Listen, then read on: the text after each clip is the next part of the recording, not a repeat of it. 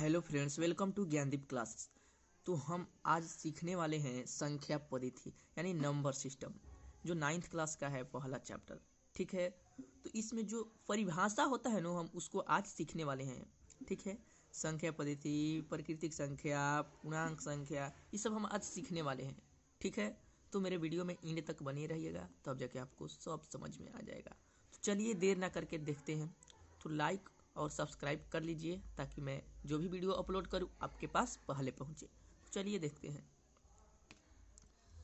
संख्या पद्धति किसे कहते हैं। ठीक है, संख्या पद्धति किसे कहते हैं। ठीक है, तो गणित शास्त्र के जिस शाखा में संख्याओं के बारे में अध्ययन किया जाता है उसे संख्या पद्धति कहते हैं। ठीक है, चलिए अगला देखते हैं। प्राकृतिक संख्या किसे कहते हैं यानी नेचुरल नंबर। गिनती के संख्याओं को प्राकृतिक संख्या कहते हैं। एन से सूचित किया जाता है इसे। ठीक है, एन से 1 2 3 4 5 6 7 10 ये जहाँ तक चला जाएगा उसे क्या कहते हैं, अनगिनत जो है उसे क्या कहते हैं, प्राकृतिक संख्या कहते हैं। और देखिए, प्राकृतिक संख्या की संख्या असीमित होती है। ठीक है, और सबसे छोटी प्राकृतिक संख्या 1 होती है, ये आपको ध्यान में रखना है। तीसरा बोल रहा है पूर्णांक संख्या। क्या पूर्णांक संख्या किसे कहते हैं यानी इंटीजर्स। ठीक है, जो संख्याओं माइनस शुरू होकर प्लस पर समाप्त होती है उसे पूर्णांक संख्या कहते हैं। ठीक है, इससे जेड या आई से सूचित किया जाता है।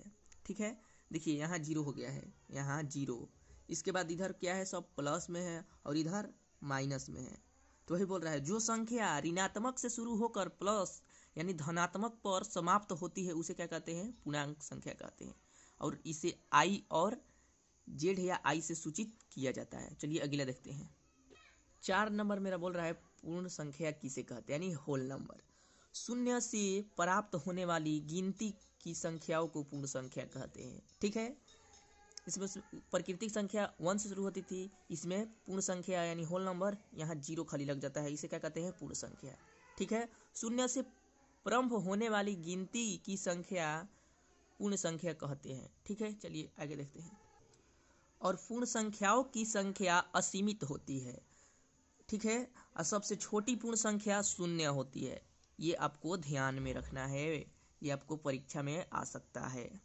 मेरा 5 नंबर बोल रहा है सम संख्या किसे कहते हैं यानी इवन नंबर। जो प्राकृतिक संख्याओं दो से पूर्ण विभाजित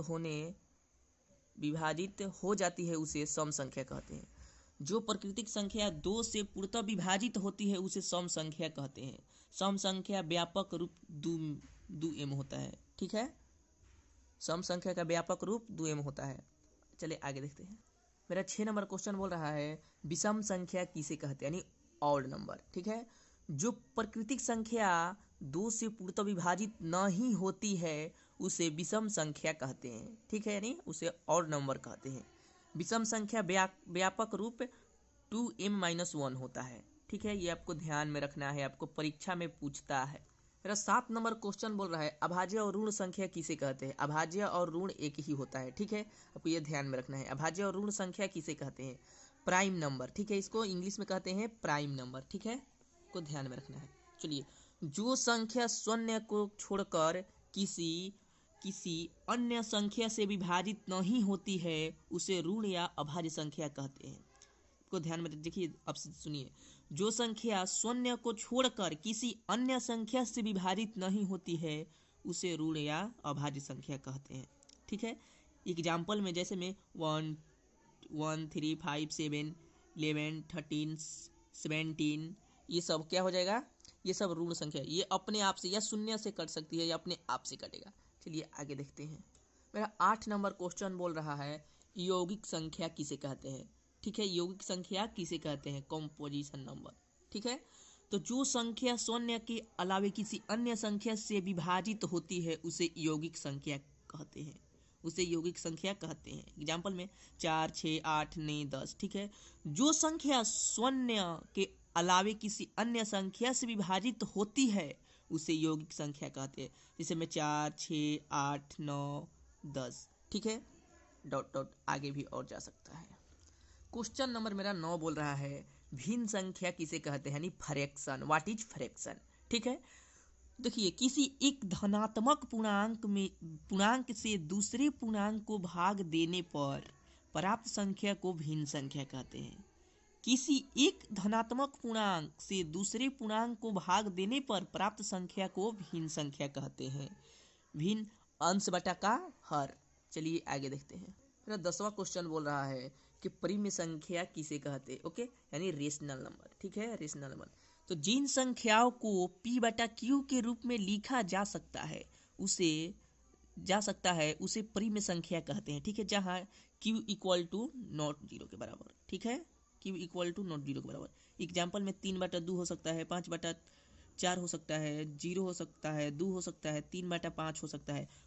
बट ये P बटा Q है ना, तो P बराबर में कुछ भी हो सकता है, लेकिन Q बराबर में 0 नहीं हो सकता है। ठीक है, ये आपको ध्यान में रखना है। चलिए आगे देखते हैं। और परिमेय संख्या को कितने भाग में बांटा गया है, तो इन्हें 3 भाग में बांटा गया है। कितना? 3 भाग में बांटा गया है। पहला मेरा हो जाएगा धनात्मक परिमेय संख्या। ठीक है, दूसरा हो जाएगा ऋणात्मक परिमेय संख्या, तीसरा शून्यक परिमेय संख्या। ठीक है, को ध्यान में रखना है, आपको परीक्षा में आता है 1 नंबर का। ठीक है, को बोर्ड एग्जाम में भी पूछता है। Question number 11। 2 अपरिमेय संख्याओं का गुणनफल हमेशा परिमेय होता है। 2 अपरिमेय संख्याओं का गुणनफल हमेशा परिमेय होता है। देखिए ये √3 क्या है? अपरिमेय है। ये भी √3 अपरिमेय है, लेकिन इनका आंसर क्या है? परिमेय में आया है। ये आपको बात ध्यान में रखना है। ठीक है, √5 क्या है? अपरिमेय है। √5 क्या है? अपरिमेय है। जब 2 रहता है ना, तो ये अपना मन में क्या एक आ जाता है, यानी परिमेय हो जाता है। ठीक है, √7 भी अपरिमेय है, लेकिन यहाँ क्या आ गया? परिमेय आ गया। ठीक है, तो आपको ध्यान में रखना है। और 2 अपरिमेय संख्याओं के भागफल हमेशा परिमेय होता है। 2 अपरिमेय संख्याओं का भागफल हमेशा परिमेय होता है। जैसे में देखिए एग्जाम्पल में 2√3 को √3 से भाग देने पर। ठीक है, देखिए यहाँ 2√3 रूट में है 3। ठीक है, यहाँ किए हैं हम, 3 से 3 कट जाएगा, रूट कट जाएगा, क्या आ जाएगा? 2 आ गया। क्या है? ये अपरिमेय था, लेकिन क्या आया? ये परिमेय आया, कट गया। ठीक है, तो ये आपको बात ध्यान में रखना है। चलिए देखते हैं, शांत दशमलव किसे कहते हैं।